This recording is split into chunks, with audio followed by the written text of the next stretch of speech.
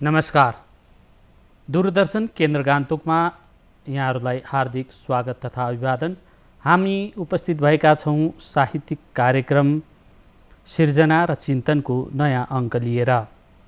आज हाम्रो निम्तोलाई स्वीकार गरेर उपस्थित हुनुभएको छ सिक्किम विश्वविद्यालयका सहायक प्राध्यापक, कवि, चिन्तक, समालोचक डाक्टर देवचन्द्र सुब्बा।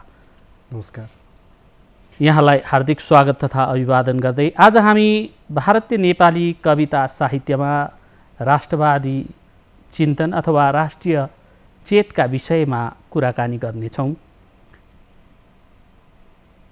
राष्ट्रप्रेम, देशप्रेम र देशभक्तिको भावना हाम्रो मनमा, हाम्रो समाजमा, हाम्रो राष्ट्रमा कसरी ओतप्रेत भएर साहित्यले पनि त्यो दिशामा कसरी कलम चलाउन सक्छ, यी विषयमा हामी आज डाक्टर देवचन्द्र सुब्बासँग चर्चा गर्नेछौँ। सुब्बाज्यू, सर्वप्रथम राष्ट्रिय चेत अथवा राष्ट्रभक्तिलाई तपाईँ कसरी हेर्नुहुन्छ? धन्यवाद। मेरो राष्ट्रप्रेम, राष्ट्र चेतना अथवा राष्ट्रभक्तिका आफ्नै परिभाषाहरू छन्। हजुर।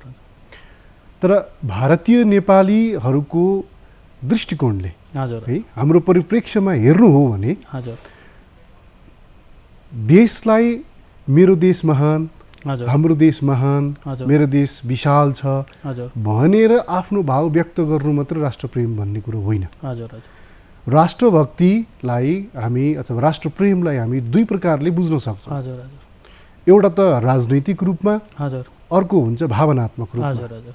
राजनीतिक रूपमा भन्नाले विशेष गरी भारतका जति पनि नागरिक छन् उनीहरू भारतीय हुन् र उनीहरूमा हुने जुन भावना छ त्यो चाहिँ भारतीयता हो। तर राष्ट्रप्रेम अनि राष्ट्र चेतना चाहिँ भारतीयहरूको हृदयबाट, चेतनाबाट आउने एउटा भावनाको रूपमा हेर्नुपर्छ। अब राजनैतिक रूपले मेरो देश महान भन्नु र भावनाले भन्नुमा फरक छ।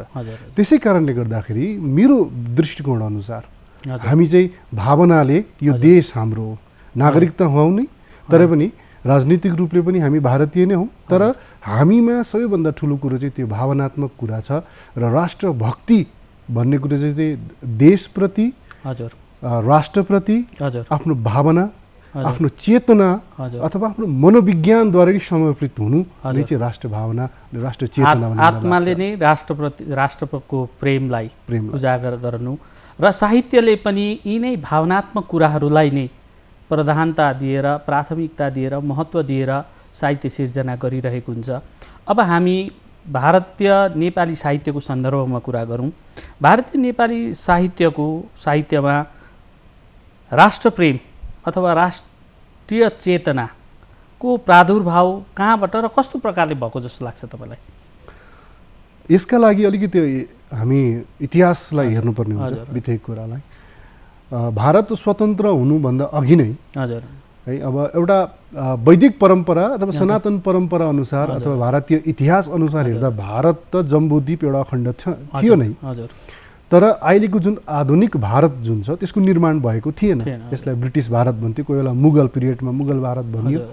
तर भारतीय नेपालीहरूको जुन इतिहास छ त्यसलाई हेर्दाखेरि साहित्यमा नै यसको भारतीय चेतना अथवा भारतीय राष्ट्रप्रेमको जुन भावना छ यो चाहिँ अलिकति 20औं शताब्दीको सुरुदेखि हामी यसलाई मान्नुपर्छ। किनकि भारतीय नेपाली समाज अलिकति एउटा जटिल समाज छ। यो समाज भारतीय नेपाली समाज हुनुमा अलिकति समय लाग्यो है। यसमा विभिन्न उपजातिहरू, मसिना संस्कृति बोकेकाहरू थिए, तर यसलाई समग्र रूपमा आउन समय लाग्यो। औपचारिक रूपमै भन्नु हो भने चाहिँ लगभग 1916-17 देखि चाहिँ यसमा भारतीय भावनाका कविताहरू लेखेको हामी पाउँछौँ। जसमा 1916 मा गोर्खाली पत्रिकामा एउटा कविता पारसमणि प्रधानको रामको नाम भन्ने एउटा कविता प्रकाशित छ। त्यसमा जातीय उत्थानका कुरा सँगसँगै हामी भारतीय हौँ भन्ने एउटा भावना पनि त्यहाँ छ। भनेपछि 20औं शताब्दीको पहिलो दशकदेखि नै हामीमा त्यो राष्ट्रिय चेतनाको भावना थियो। यतापट्टि इतिहास फर्केर हेर्दा त्यति बेला फेरि आधुनिक भारत निर्माण भएकै थिएन, केवल भारत मात्रै एउटा भारतलाई एउटा अवधारणा थियो। हिमालयदेखि तल सागरसम्मको क्षेत्रफललाई भारतको रूपमा, आर्यवर्तका रूपमा, अनि भारतीय संस्कृति, भारतीय इतिहास, भारतीय परम्परा, भारतीय रीतिथिति, यी विषयवस्तुप्रतिको प्रेमलाई पनि हामी राष्ट्रवाद मान्न सक्छौँ। यो राष्ट्रवादका थुप्रै निकायहरू छन् है। यसलाई कतिले अब आध्यात्मिक राष्ट्रवाद, सांस्कृतिक राष्ट्रवाद, कतिले त मार्क्सवादीय राष्ट्रवाद पनि भनेका छन्, उग्र राष्ट्रवाद पनि भनेका छन्। त्यस हिसाबले हेर्दा किनकि भारतमा विविध संस्कृतिहरू छन् है, विविध धर्म, विभिन्न जात अनि विभिन्न भाषा छन्। त्यस हिसाबले हेर्दा प्रत्येक जातिले, जस्तै म नेपाली भए, भारतमा बस्ने भारतीय नेपाली, तर मेरो आफ्नो संस्कृति छ, गुजरातमा बस्नेको आफ्नो संस्कृति छ, यी सबै मिलेर नै भारतीय संस्कृति निर्माण भएको छ भने यसलाई पनि हामीले एउटा राष्ट्रवादको हिसाबमा हामी हेर्न सक्छौँ। भारतीय नेपाली कविताकै सन्दर्भमा हामी कुरा गरौँ है। भारतको स्वतन्त्रता आन्दोलनमा भारतीय नेपाली कविताको अथवा समग्र भारतीय नेपाली साहित्यकै पनि योगदान कस्तो थियो जस्तो लाग्छ तपाईँलाई? एकदमै 40 का दशकदेखि भारतीय नेपाली साहित्यको विकास तीव्र गतिमा भयो। त्यस बेला पनि एउटा विडम्बना चाहिँ के थियो भने भारतीय नेपालीहरूले अहिले पनि जुन एक प्रकारको राजनैतिक चिनारीको जुन कुरा गरिरहेछ, त्यति बेला पनि त्यो भावना चाहिँ थियो पोलिटिकल्ली। तर यसको तात्पर्य चाहिँ भारत विरोधी त्यो भावना भन्ने होइन है। जस्तै हामी आमासँग मन दुखाउँछौँ, केही माग्दाखेरि आमाले दिनु भएन भने मलाई दिनु भने आमासँग हामी ठुस्किन्छौँ, रिसाउँछौँ। त्यस्तै प्रकारले भारत पनि हाम्रो आमा, अनि भारतसँग हामी त्यसरी ठुस्क्यौँ। त्यसप्रतिको भावनाबाटकै कविताहरू चाहिँ आएको हामी पाउँछौँ। र यस दृष्टिकोणले हेर्दा चाहिँ भारतीय नेपाली कवि, नेपाली समाजको राष्ट्रभक्ति, राष्ट्र प्रेम चाहिँ कसरी आएको छ भन्दाखेरि मलाई लाग्छ कि हामी आफ्नो देश महान छौँ, गर्व गर्छौँ, यो त सधैँ छँदैछ।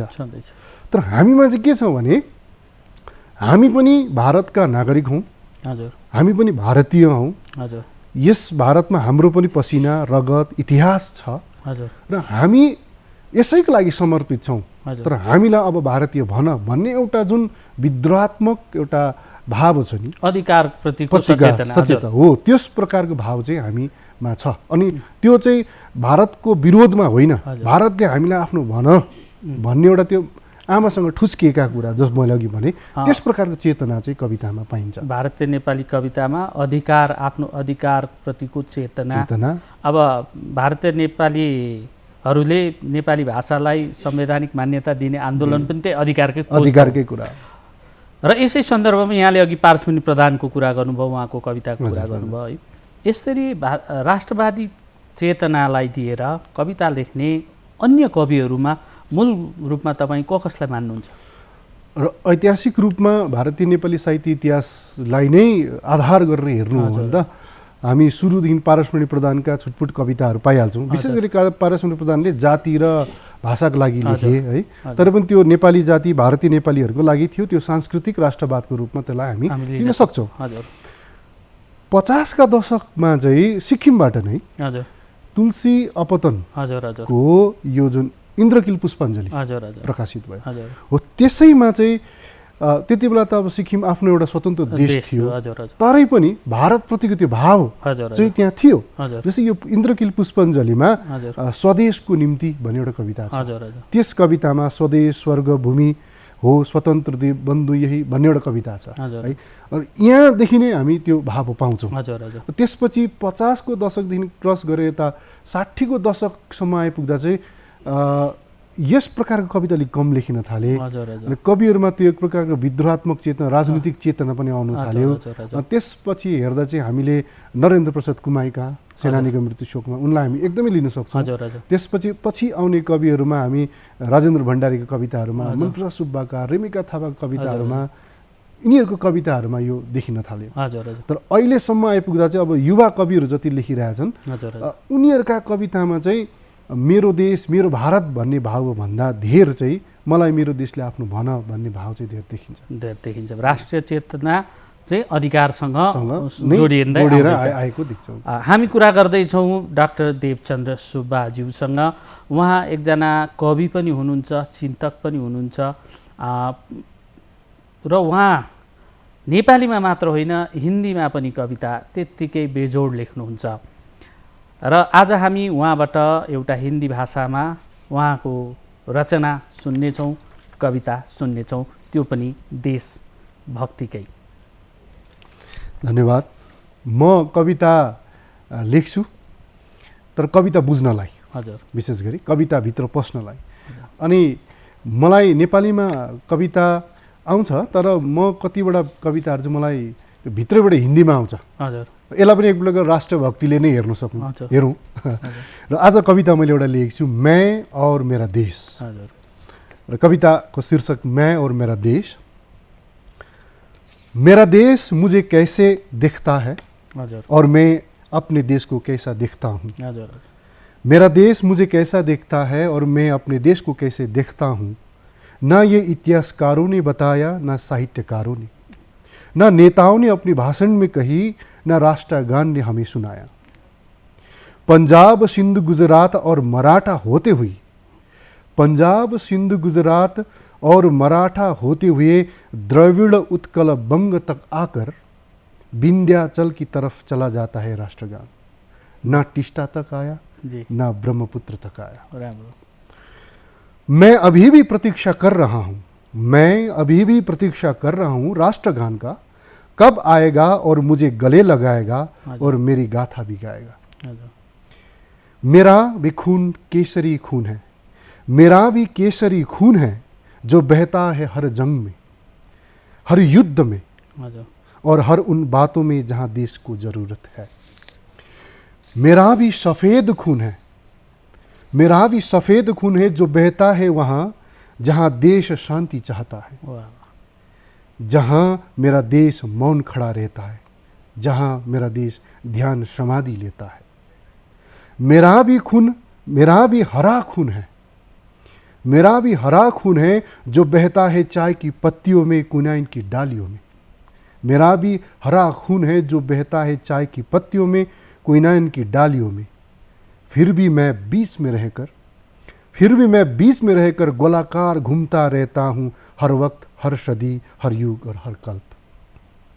इस त्रिशंकु स्थिति में मैं आज भी प्रतीक्षा कर रहा हूँ, कब बुलाएगा मेरा देश। मगर फ़र्क यही है, मेरा देश मुझे कैसे देखता है और मैं अपने देश को कैसे देखता हूँ। धन्यवाद। साँच्चै मिठो कविता। यो कविता पनि साँच्चै अधिकार प्रतिकै, अधिकारसँगको देशभक्ति हामी देख्न पायौँ। डाक्टर देवचन्द्र सुब्बा हिन्दी भाषामा उहाँले यति मिठो कविता सुनाउनु भयो र उहाँले विशेष गरी साहित्यमा पर्यावरणको चेतना र यो पर्यावरणको चेतनामाथि उहाँले शोध गर्नुभएको छ र उहाँको पुस्तकहरू पनि प्रकाशन भइसकेका छन् यस दिशामा। यो पर्यावरणप्रतिको चेतना छ नि, यसलाई हामी राष्ट्रवादसँग कसरी जोड्न सक्छौँ? एकदम सुन्दर प्रसङ्ग आयो, मलाई मन परेको प्रसङ्ग आयो।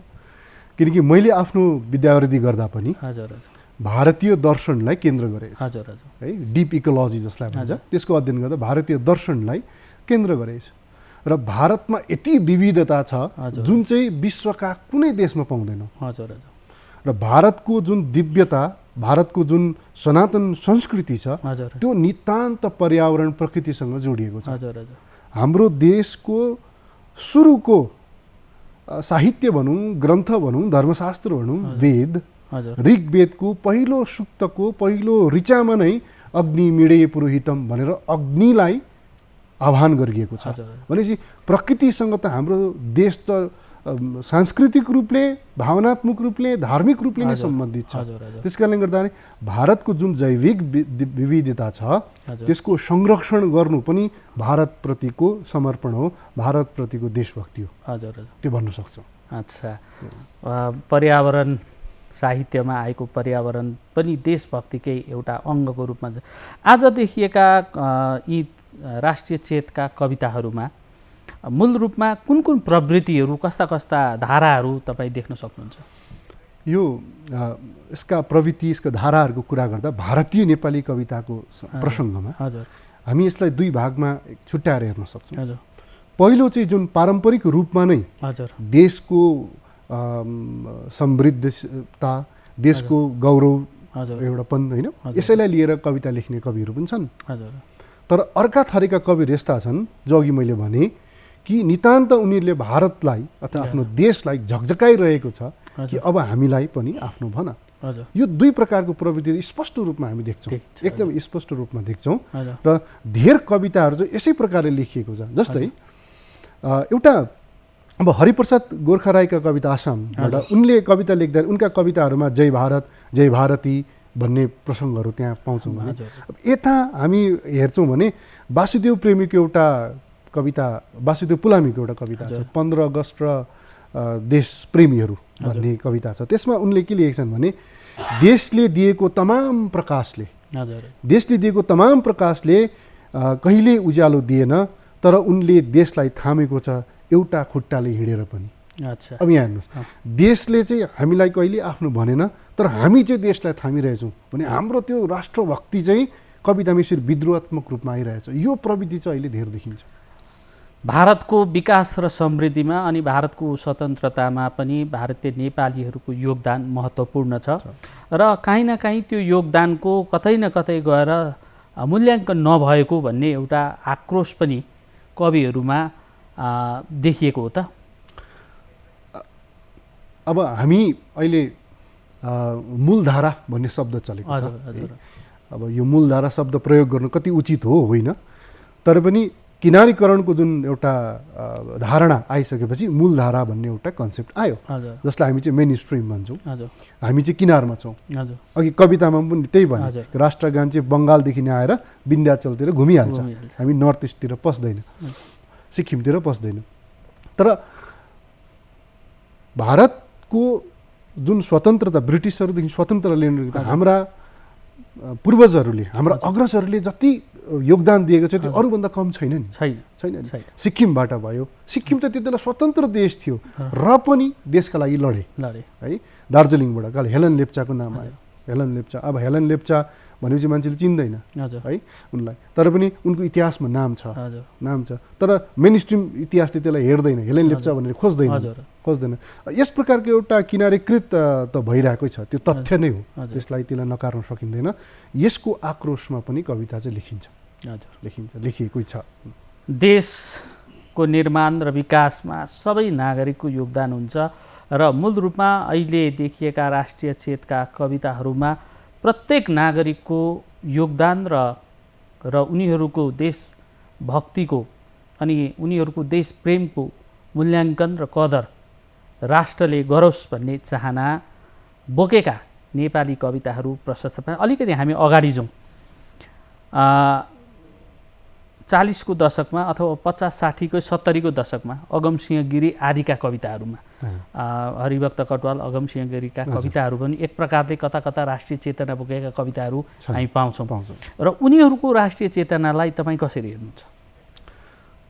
यो त्यो 40 भारतीय नेपाली साहित्यमा 30-40 को दशक चाहिँ एक प्रकारले स्वच्छन्दतावादी धारा चलिरहेको थियो, भर्खर सुरु भएको भनौँ न है।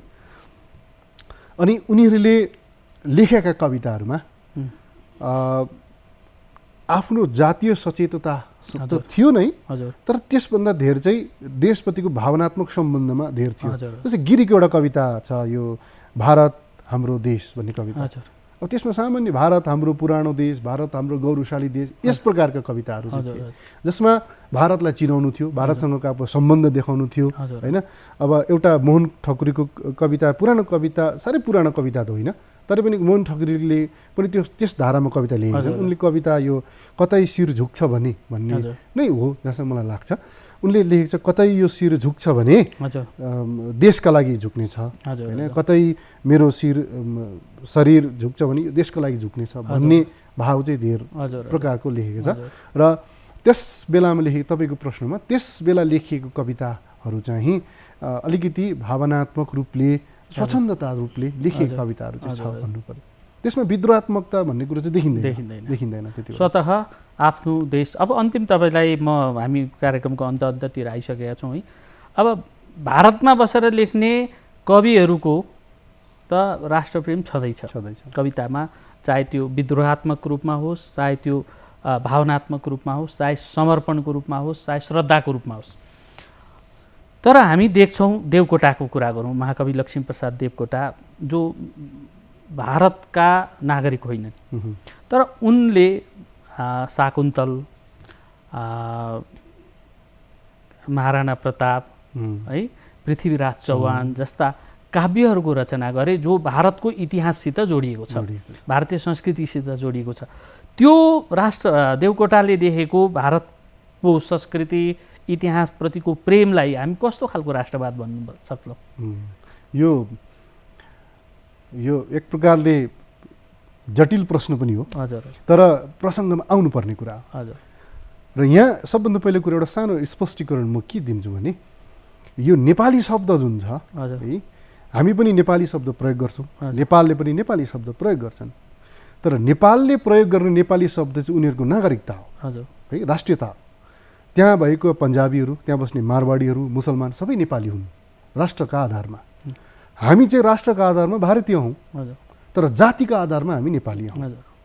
तर देवकोटा भानुभक्तले नै पनि है लेखेका जति पनि कविताहरू छन्, महाकाव्यहरू छन्, यहाँ भारतको प्रसङ्ग आउनु चाहिँ उनीहरूले बृहत भारतको कल्पना गरेर लेखेका र त्यसमा त्यो अब अहिलेको जुन आधुनिक भारत छ त्यो त एउटा सानो भारत भयो है, तर बृहत जुन अखण्ड भारत जुन थियो जम्बूद्वीप भनेर त्यसप्रतिको उनीहरूको झुकाव हो, आर्यव्रतप्रतिको झुकाव हो। त्यसलाई त्यसरी नै त्यही राष्ट्रवादले उनीहरूले हेर्नु, एउटा के भनौँ त्यसलाई सनातन राष्ट्रवाद पनि भनौँ न, नयाँ टर्म दिन सक्यौँ भने सनातन राष्ट्रवाद। तपाईँले राम्रो कुरा गर्नुभयो है। डाक्टर देवचन्द्र सुब्बाज्यूसँग हामी यिनै विषयहरूमा धेरै कुरा गर्ने इच्छा हुँदाहुँदै पनि समयले डाँडा काटिसकेको छ र हामी सबै समयमा बाँधिएका छौँ।